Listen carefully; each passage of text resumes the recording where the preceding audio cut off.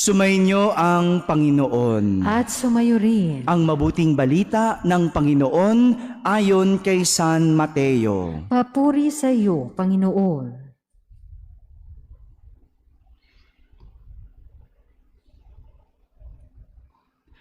Noong panahong iyon, sinabi ni Jesus sa kanyang mga alagad ang talinhagang ito: ang paghahari ng Diyos ay maitutulad dito. May isang taong maglalakbay. Kaya tinawag niya ang kanyang mga alipin at ipinagkatiwala sa kanila ang kanyang ari-arian.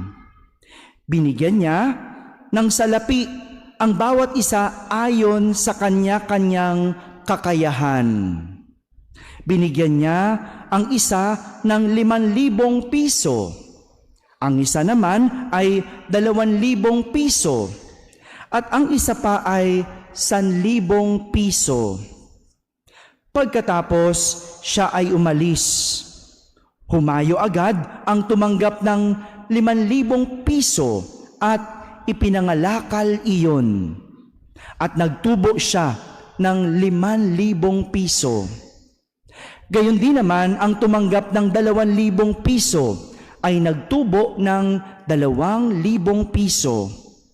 Ngunit ang tumanggap ng 1,000 piso ay humukay sa lupa at itinago ang salapi ng kanyang Panginoon. Pagkaraan ng mahabang panahon, bumalik ang Panginoon ng mga aliping iyon at ipinagsulit sila. Lumapit ang tumanggap ng 5,000 piso. Wika niya, "Panginoon, heto po ang 5,000 piso na bigay ninyo sa akin. Heto pa po ang 5,000 pisong tinubo ko." Sabi sa kanya ng Panginoon, "Magaling, tapat at mabuting alipin. Yamang naging tapat ka sa kaunting halaga, pamamahalain kita sa malaking halaga. Makihati ka sa aking kagalakan." Lumapit ang tumanggap ng 2,000 piso at ang sabi, "Panginoon, heto po ang ibinigay ninyong 2,000 piso. Heto naman po ang 2,000 pisong tinubo ko." Sinabi sa kanya ng Panginoon, "Magaling, tapat at mabuting alipin. Naging tapat ka sa kaunting halaga, kaya pamamahalain kita sa malaking halaga. Makihati ka sa aking kagalakan." At lumapit naman ang tumanggap ng 1,000 piso. "Alam ko pong kayo'y mahigpit," aniya. "Gumagapas kayo sa hindi ninyo tinamnan at nag-aani sa hindi ninyo hinasikan. Natakot po ako, kaya't ibinaon ko sa lupa ang inyong salapi. Heto na po ang 1,000 piso ninyo." "Masama at tamad na alipin," tugon ng kanyang Panginoon. "Alam mo palang gumagapas ako sa hindi ko tinamnan at nag-aani sa hindi ko hinasikan. Bakit hindi mo iyan inilagak sa bangko? Di sana ay may nakuha akong tubo ngayon. Kunin ninyo ang sa kanya ang 1,000 piso at ibigay sa may 10,000 piso. Sapagkat ang mayroon ay bibigyan pa at mananagana. Ngunit ang wala, kahit ang kakaunting nasa kanya ay kukunin pa. Itapon ninyo sa kadiliman, sa labas ang aliping walang kabuluhan. Dooy tatangis siya at mangangalit ang kanyang ngipin." Mga kapatid, ang mabuting balita ng Panginoon. Pinupuri ka namin, Panginoong Hesukristo. Magandang tanghali po sa inyong lahat. Happy Sunday po sa inyong lahat. Pakibati ang katabi, Happy Sunday. Yan, happy ba?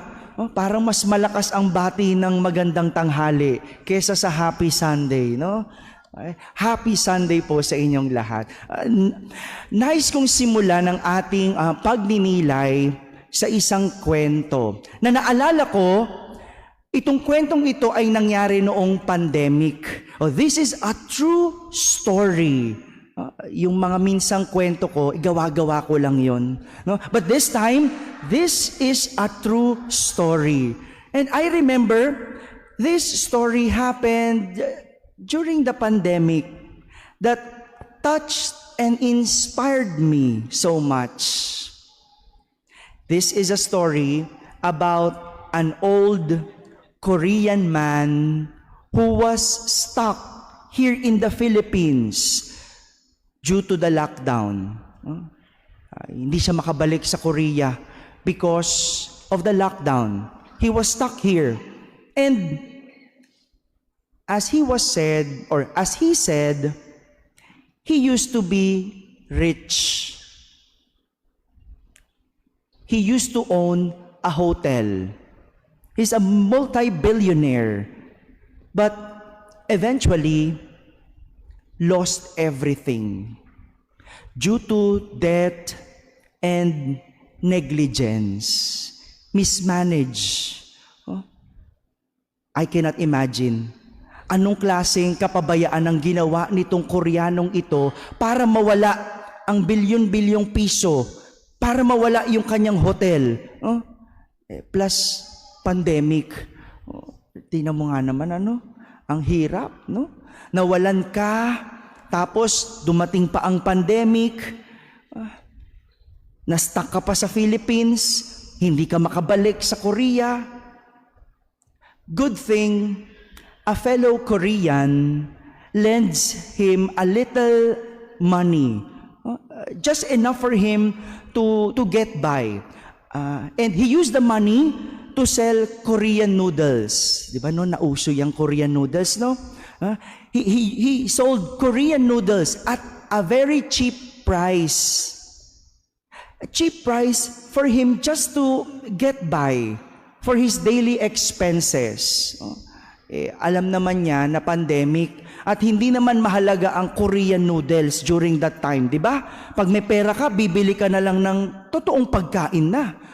And so, that's why he sold it for a cheaper price. Yung tama lang na tumubo konti para lang mabayaran yung pang-araw-araw na kailangan. And that is why a foreigner vlogger got struck by his story. At dito ko rin naman nalaman yon sa vlog ng isang foreigner.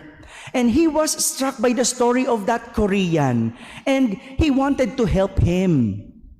And so, what the foreigner vlogger did, he wanted to buy all of the Korean noodles that the Korean was selling so that he could start anew. Kasi kung paisa-isa yung bili, magagastos din, di ba? Kaya gusto niya, bilhin niya lahat para yung tubo magamit sa kung ano pa. Mas makapagsisimula itong Koreano na ito.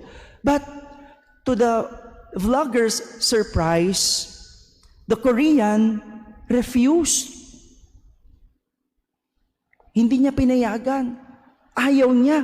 Tinanggihan yung offer na bibilhin lahat ng kanyang noodles.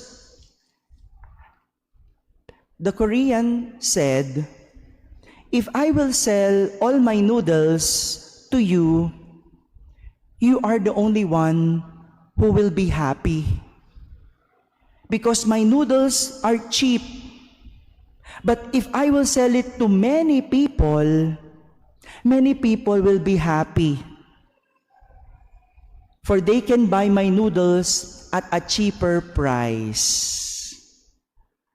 Tingnan mo, no? Mahihiya ka. Koreano, walang-wala. Pandemic pa. May opportunity na para kumita.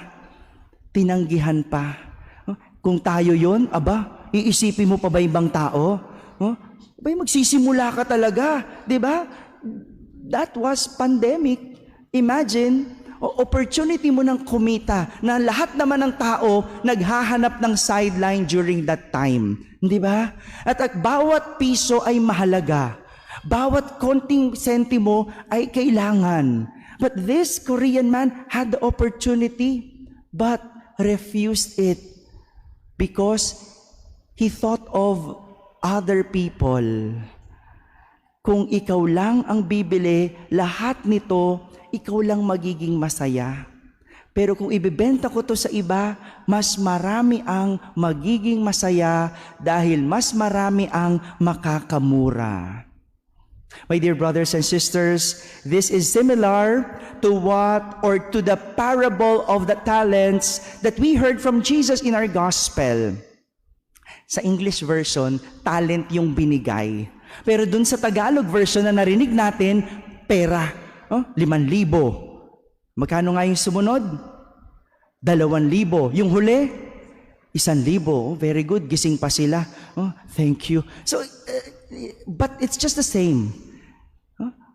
When a man, before went on a journey, yung amo, bago naglakbay, iniwanan niya ang kanyang mga alipin ng salapi. Isa, iniwanan ng 5,000. Yung isa, 2,000. At yung huli, iniwanan ng 1,000. At nang nagbalik, ang amo, ang iniwanan niyang 5,000 at 2,000, nagdoble. Ngunit ang iniwanan ng 1,000, walang tinubo. Dahil sa takot na mawala ang pera, ibinaon sa lupa. This is the reason that what was given to him was taken back. Kaya kung ano yung binigay sa kanya, binawi pa. Sa pamamagitan ng talinhagang ito, sinasabi at ipinapakita sa atin ni Jesus na tayong lahat ay binigyan ng talento. Or it could be wealth, no? Either of the two. Lahat tayo binigyan ng Diyos. Magkakaiba man dahil ito ay base sa ating kakayanan. Look at the servants. Iba-iba sila ng halaga. No? Why? Because